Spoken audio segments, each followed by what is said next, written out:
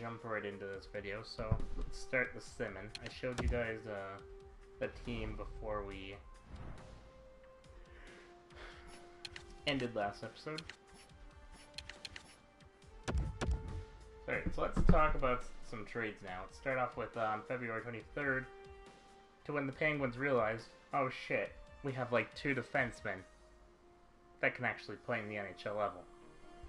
So they went out and made a pretty bold move. A bold move that I'm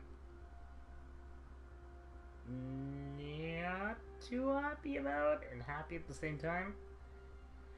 Penguins traded for Ron Hainsey, and they traded Danny Cristo, some irrelevant guy that I'd never heard of, who wasn't even in the NHL game till the last patch, and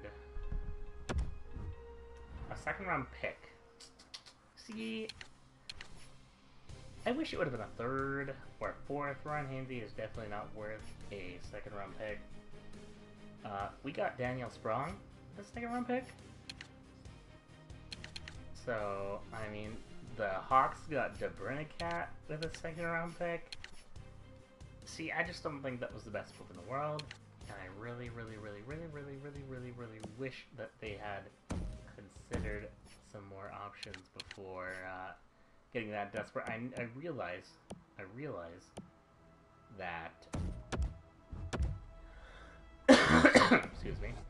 I realize that they need defensemen, but if they were really that desperate, they could have just called someone up like Pouliot, which is what they did.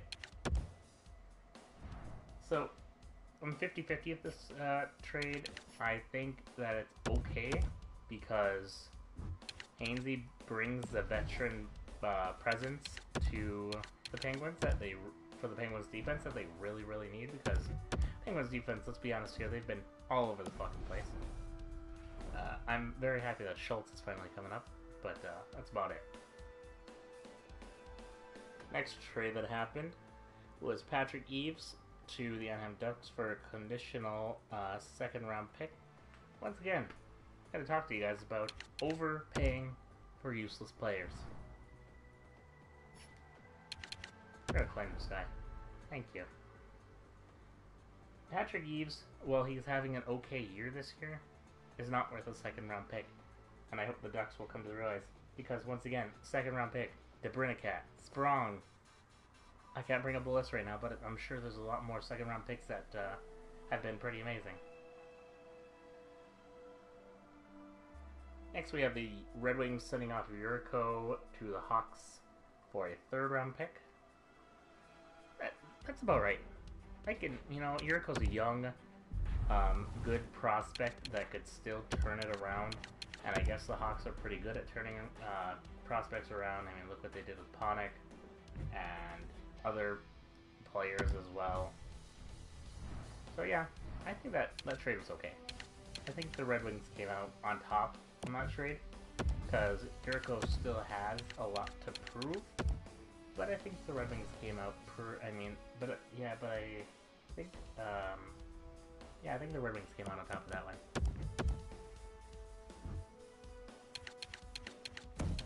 Gonna bring Williams back in the lineup. Next up, we have Jeremy Morin to Arizona from the Lightning for Stefan Fournier. A little bit of an AHL type of trade going on. The only person that I've ever heard of in this trade is actually Morin, and I thought he was actually on a different team. Not too relevant of the trade, more like just like an AHL trade. In my opinion, though, I'd say Arizona won that one. I guess maybe the Lightning's AHL team needs a player like Stefan, but I don't know. I'm not too familiar with the AHL teams. I only primarily pay attention to the only AHL teams that I actually pay attention to are the Albany Devils, and obviously the WS Penguins. And the reason why I pay attention to the Albany Devils is because there's a kid who was from my school that plays for the team. So yeah. I kind of just, I'll leave him down there, because fuck it. Let's see. Oh, here's one of the bigger ones that really made me, like, scratch my head. This is, like, honestly one of the most weirdest trades that I've seen in a while. And that would be Tampa Bay trading Ben Bishop. Oh, Tampa Bay finally traded Ben Bishop. Oh, you know, to what team? You know, to a team that actually needs Ben Bishop? Like the Flames? Or the Falling Stars? What? No? Who? The Kings? Oh, I thought Jonathan Quick just came back. He did? Why?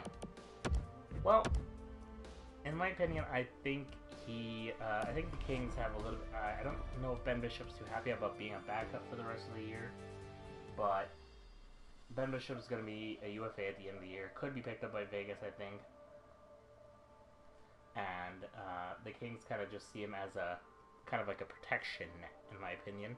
They want to make the playoffs. They want to make a deep playoff run, and they know Jonathan Quick has a history of groin injuries, with that whole one that took him up for the first part of the whole frickin' year. So, Ben Bishop is kind of like a backup option, that just in case everything gets fucked, that they'll be good again. God damn it. Stop getting injured.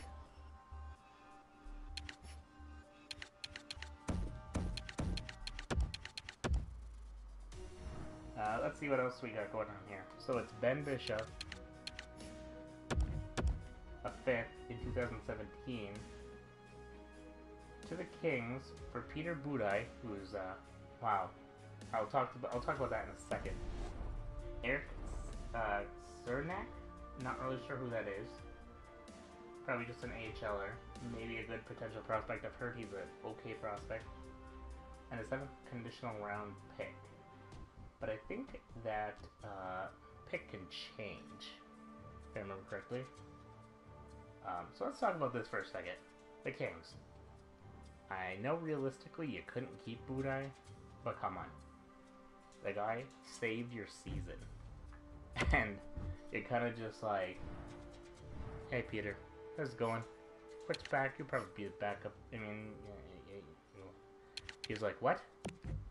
I mean, you're going to the Lightning as their backup. I mean, he kind of just got thrown under the bus, and I think it's kind of fucked what the Kings did. But I guess, you know, that's just how business works. You gotta feel bad for the guy because he played his heart out and he did amazing. He did really good, actually. Like, I'm super impressed with Peter Budaj. He's never been super amazing in the past couple of years. Like, nothing, but he's been amazing with very slow working, kind of falling Kings at the moment. The Kings have kind of picked it up a little bit as the year went on, but they're slow right now, you know? That's why I'm sitting over here, kind of crying with my Kopitar Movember. Please, please Kopitar, please, pick it up, please. I'm kind of hoping that he gets a 99 like he did last year, but I don't think he's gonna happen. Anyways, let's continue on. Oh, here's another highway robbery. Arizona. Let's talk about Arizona for a second. Their young GM has been doing great. Like, honestly, I'm very impressed with all the trades, all the picks, all the stuff that he's... How's it going, everyone? My name is Big Bob Stos, and welcome back to the video. So last time we did our checkups on you guys, and we discussed what's to come to the future a little bit. It was more the defenders on the market that were high value, and the forwards weren't really getting much. But then, out of nowhere, you have this trade happen. Yeah, the Coyotes trading Marty Hansel, good center, Ryan White, an okay center, you know, an okay third or fourth liner. Who the hell is this? Oh, fuck him. So you have Ron White and a 4th round pick to the Minnesota Wild for Dowling, who is an okay player, a 1st round pick, a 2nd round pick in 2018, and a conditional 2019 pick. Holy shit. You just got trade raped. That was an awful, awful trade by the Wild. They're really gonna go for this year. They're really about to go for this. Cause I got some news for you, Wild. There's another team super going for it, and we're gonna get to them in a second here. And I would fear the second team a lot more than you in the playoffs. You have not only you have the Western Conference to deal with. First of all, you have the Hawks to deal with. You have possibly, I don't know if the Blues will do as good this year. Yeah, you have the Hawks to deal with. The Hawks have been scary good lately. What's fucking new? So you have them to deal with. And then even if you did deal with all that and made it to the finals, there is a potential team that you would have to face. And that team is the juggernaut of the NHL right now. And that team is the Washington Capitals. Honestly, I'd be scared. I'm scared as a Metropolitan fan of that team this year. Last year, they put us on the ropes. I can't believe how well we did against them last year, to be honest. But this year, they're even scarier. I mean, they have Shattenkirk now. And he's really good. And they got Shattenkirk nothing. I was seeing trades coming in, like Johansson for Shattenkirk, Johansson in the first round pick for Shattenkirk and shit like that. And my wife, who is a Capitals fan, was getting all worried and pissed off that her team was going to do something stupid. But then they got a trade steal, which we are going to talk about probably in the next episode. I don't know if we'll make it to that one. Probably not. But, yeah. I honestly am scared of the Capitals this year. What was I doing again? Oh yeah, defenders. I need a defender here. Hobbs. Coming on up.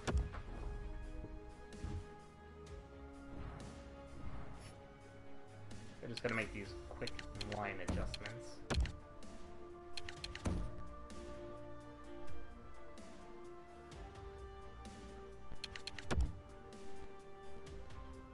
God, would you calm down, Bone? Oh, holy shit! My wife just picked me up a Crobat in Pokemon Go. That's pretty good. Pretty good.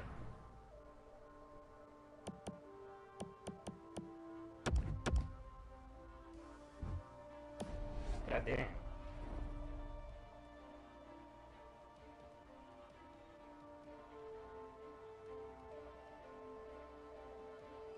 Of course. I would rant about how the fact that my wife, every time we play Pokemon Go, anytime we see an amazing Pokemon, she always gets the better one. But that's for like another video entirely. Anyways. Yeah. So the Capitals, scary, scary team this year. Be on the watch out for them. And let's hurry up and get Carlson back in the lineup so we can continue on here.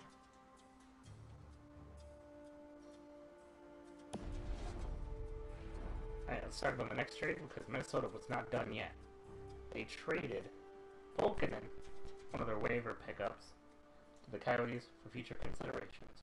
Wow, that's specific. Me. Alright, here's another moderately... What the hell is that? Oh, this mic better not be acting stupid.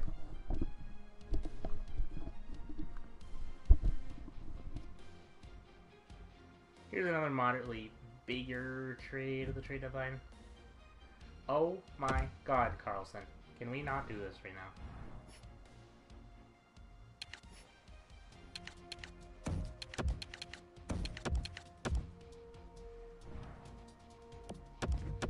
Put Hobbs back in there. Alright, so we have... Oh my god. Fuck off, scouting report. Out.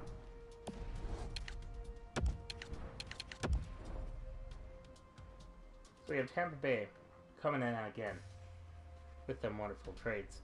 Trading Brian Boyle to the Toronto Maple Leafs for release a conditional second round pick, and that's it. Once again, I'd forgotten what the second conditional is, or whatever. But, once again, a second for Boyle. Yeah, he's kind of, I'd say he's worth a third. You know? In my opinion, he's worth a third. Eves is worth a fourth. Who else? Hainsey is worth a fourth or a fifth. That's what I'm gonna say about those.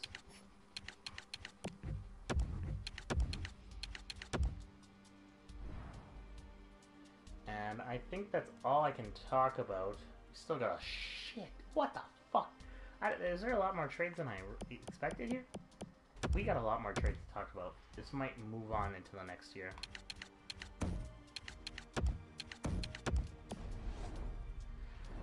But anyways, guys, we are hitting the trade deadline. I'll show you what moves I did in the next video. If I do make... Oh my fucking god, I'm done. Seriously. Carlson. I'll show you what moves I made in the next video. My nose is a little stuffier now for some reason. But, yeah. We are gonna call it a video as soon as we hit the trade deadline here. The team's doing... Eh? I swear to God, Carlson. You know what? We're putting Carlson on the second line. I don't trust him. I don't trust him to not get injured again. This is getting fucking ridiculous. We're missing our top assistant captain here.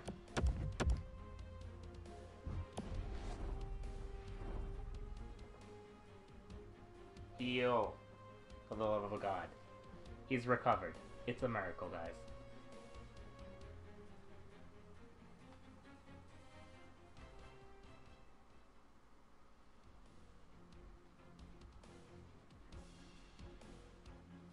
I think I am going to make a couple of moves at the trade deadline here. Nothing too big. Not like the beginning of the year. Alright, so this is where I'm going to end the episode. So thanks for watching, guys. Comment, subscribe, tell me what you think of the video, and I'll see you all again one day.